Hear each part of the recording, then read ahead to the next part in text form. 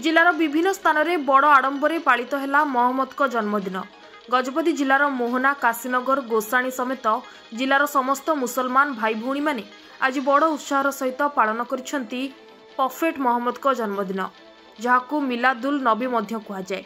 यह दिन को पालन करने संप्रदायर पिलाठारू वयस्क पर्यंत समस्ते बड़ आतुरे अपेक्षा करिथांती।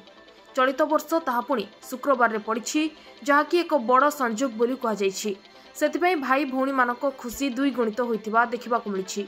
पारलाखिमुंडी स्थित जुम्मा मस्जिद रे बड़ गहली चहली सह 5 थर नमाज अदा करा जायतिबा कहुଯାଇଛି।